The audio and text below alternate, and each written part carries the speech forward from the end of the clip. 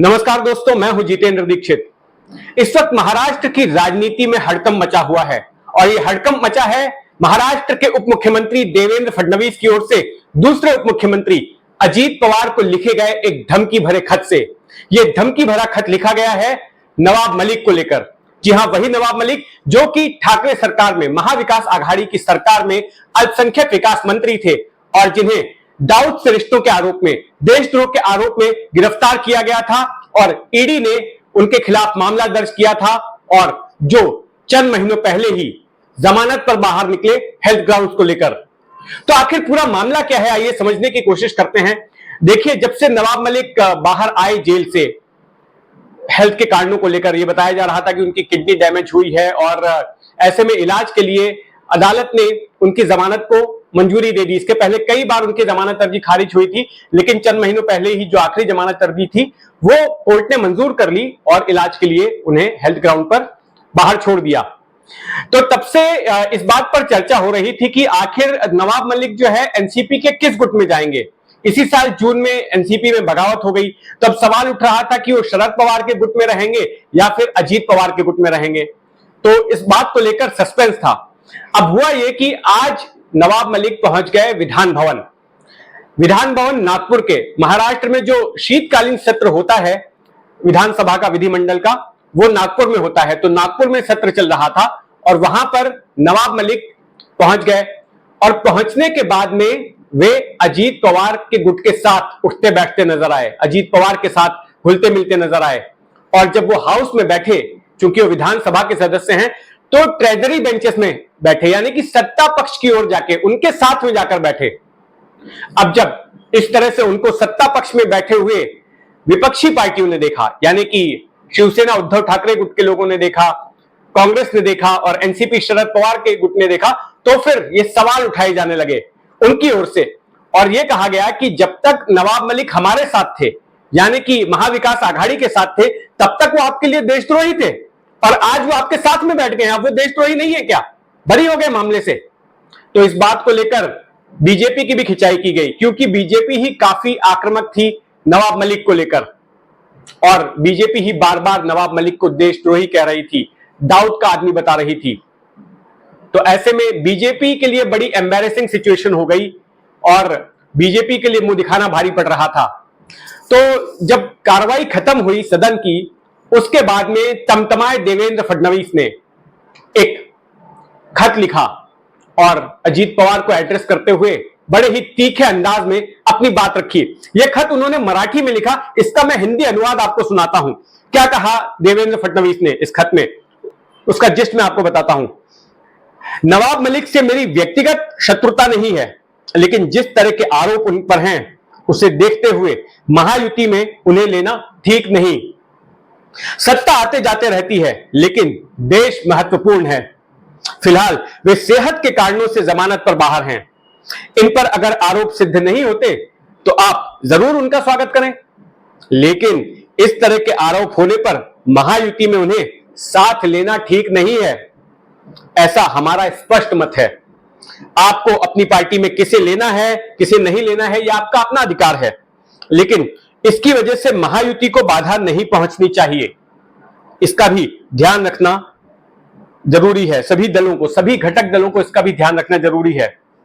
उन पर देशद्रोहियों के साथ संबंध रखने का आरोप है, फिर भी उन्हें मंत्रिमंडल में रखने वाली महाविकास आघाड़ी सरकार के विचार से हम सहमत नहीं हैं। इस बात का आप ध्यान रखेंगे, ऐसी मुझे उम्मीद है। तो ये एक तरह से धमकाने वाला अंदाज ही था देवेंद्र फडणवीस का कि अगर तुमने नवाब मलिक को साथ लिया तो समझ जाओ कि सरकार से बाहर हो जाओगे। यही कहना चाहते हैं देवेंद्र फडणवीस। और अगर अजीत पवार बाहर हो भी जाते हैं तब भी उनकी सरकार को कोई फर्क नहीं पड़ता है। एकनाथ शिंदे के पास जितने विधायक हैं और बीजेपी के पास जितने विधायक हैं, उनको अगर ले लेते हैं तब भी बहुमत का आंकड़ा है उनके पास में। देवेंद्र फडणवीस के पास में 106 विधायक हैं बीजेपी के, फिर एकनाथ शिंदे के पास 40 विधायक हैं, मैजिक फिगर 145 का है, 146 विधायक हैं इनके पास। छोटे दल और निर्दलीय भी हैं, तो ऐसे में सरकार को कोई खतरा नहीं है। लेकिन अगर नवाब मलिक को लिया जाता है तो ऐसे में सवाल खड़ा हो जाएगा देवेंद्र फडणवीस के ऊपर, जो कि एक मुहिम चला रहे थे नवाब मलिक के खिलाफ। नवाब मलिक का काफी चर्चा में उस वक्त आ गए थे अपनी गिरफ्तारी के पहले, जब उन्होंने समीर वानखेड़े जो एनसीबी के अधिकारी थे, जिन्होंने की शाहरुख खान के बेटे आर्यन खान को गिरफ्तार किया था ड्रग्स के मामले में, रिया चक्रवर्ती को गिरफ्तार किया था और नवाब मलिक के दामाद को गिरफ्तार किया था। तो उसके बाद नवाब मलिक ने एक तरह से मुहिम शुरू कर दी थी समीर वानखेड़े के खिलाफ, और कई कागजातों के हवाले से यह बताया था कि ये जो समीर वानखेड़े हैं ये फ्रॉड हैं, ये भ्रष्टाचारी हैं, भ्रष्टाचार का भी आरोप लगाया था। और ये भी कहा था कि दरअसल ये तो मुसलमान है और ये अपनी आपकी जो जाति के इनके कागजात हैं वो सारे फर्जी हैं। तो बड़ा विवाद चला था और नवाब मलिक ने उस वक्त बीजेपी पर भी काफी निशाने साधे थे और तब से बीजेपी भी इनके पीछे पड़ गई थी। और फिर बीजेपी ने भी नवाब मलिक के खिलाफ एक मामला निकालकर सामने लाया था और बताया था कि देखिए किस तरह से नवाब मलिक के जो है दाऊद गिरोह के साथ में रिश्ते हैं। नवाब मलिक ने एक संपत्ति की डील की थी और जिसके साथ वो डील की थी बताया जाता है कि वो दाऊद गिरोह का गुर्गा था। तो ये बात सार्वजनिक की गई। उसके बाद में एनफोर्समेंट डायरेक्टरेट ने नवाब मलिक को गिरफ्तार कर लिया, उनके घर पर भी छापेमारी की गई और फिर नवाब मलिक पहुंचा दिए गए जेल। ये पिछले साल फरवरी की बात है, तब शिवसेना में बगावत नहीं हुई थी। तो जेल जाने के बाद भी ठाकरे सरकार ने क्या किया कि नवाब मलिक को उनके मंत्री पद से हटाया नहीं। वो अल्पसंख्यक विकास मंत्री थे और जेल जाने के बाद में भी मंत्री पद पर बने रहे, उनको उनके पद से हटाया नहीं गया। तो अपने खत में यही बात कह रहे हैं देवेंद्र फडणवीस कि देखिए हम महाविकास आघाड़ी ने जिस तरह से किया हम उससे सहमत नहीं हैं। हम जो है इस तरह के शख्स को अपने साथ में सत्ता पक्ष में जोड़े नहीं रह सकते। भले ही ठाकरे सरकार में सारा कुछ हुआ था, लेकिन हमारी सत्ता में यह बिल्कुल भी बर्दाश्त नहीं किया जाएगा।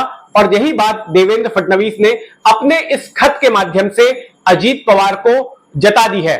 तो अब इसको लेकर जो है हंगामा हो गया है। दूसरी तरफ जो महाविकास आघाड़ी है वो अब चढ़ाई कर रही है शिंदे सरकार पर और उसके घटक दलों पर। खुद शिंदे सरकार ने भी पिछले विधानसभा सत्र में बयान दिया था। काफी एकनाथ शिंदे ने काफी कड़वे शब्दों का इस्तेमाल किया था कि जो आदमी देशद्रोही दाऊद इब्राहिम के साथ संबंध रखता है, उनके लोगों के साथ डील करता है, जिस दाऊद इब्राहिम ने मुंबई में बम धमाके करवाए, इतने सारे बेगुनाह लोगों को मरवाया, उसके साथ में जो लोग जो है उसको सत्ता में बरकरार रखते हैं, गिरफ्तारी के बाद भी जो लोग उसे पद से नहीं हटाते हैं, तो ऐसे लोगों के साथ हम नहीं रहना चाहते।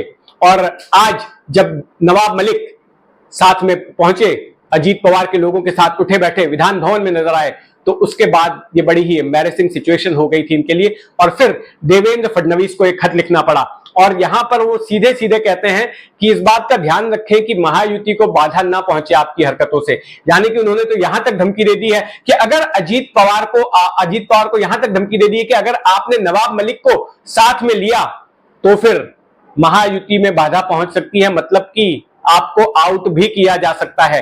तो यही मायने निकाले जा रहे हैं महाराष्ट्र के सियासी हलकों में फिलहाल देवेंद्र फडणवीस के इस खत के। तो महाराष्ट्र की जो भी हलचल होगी उस पर मेरी नजर बनी रहेगी, जो मैं आप तक पहुंचाऊंगा। और आपने अगर अब तक इस चैनल को सब्सक्राइब नहीं किया है तो सब्सक्राइब कर लें। जय हिंद।